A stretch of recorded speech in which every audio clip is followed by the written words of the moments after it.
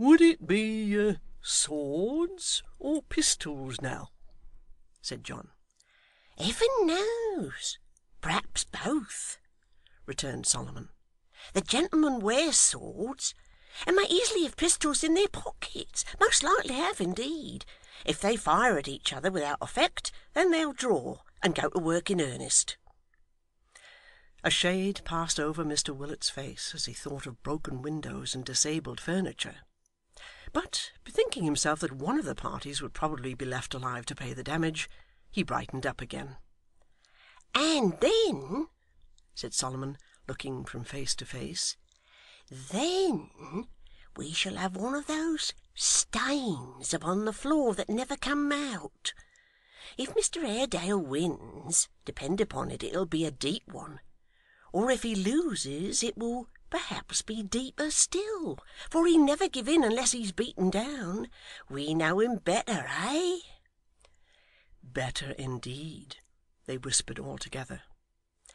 'As to its ever being got out again,' said Solomon, 'I tell you it never will, or can be.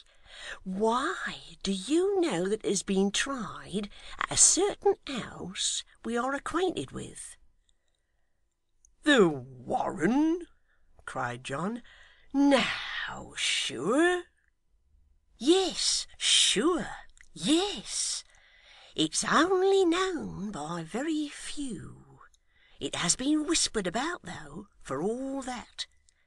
They planed the board away, but there it was.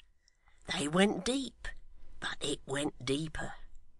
They put new boards down, but there was one great spot that came through still and showed itself in the old place. And, harkee, draw nearer. Mr Geoffrey made that room his study, and sits there always with his foot, as I have heard, upon it, and he believes, through thinking of it long and very much, that it will never fade until he finds the man who did the deed.' As this recital ended, and they all drew closer round the fire, the tramp of a horse was heard without. 'The very man!' cried John, starting up. 'You! You!' The sleeper staggered to his feet, and hurried after him. John quickly returned, ushering in with great attention and deference, for Mr Haredale was his landlord, the long expected visitor, who strode into the room clanking his heavy boots upon the floor, and looking keenly round upon the bowing group, raised his hat in acknowledgment of their profound respect.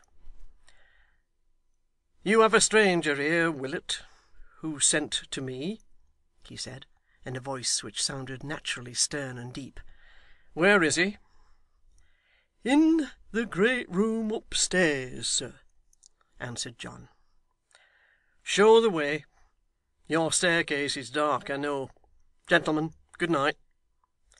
With that, he signed to the landlord to go on before, and went clanking out and up the stairs; old John in his agitation ingeniously lighting everything but the way, and making a stumble at every second step.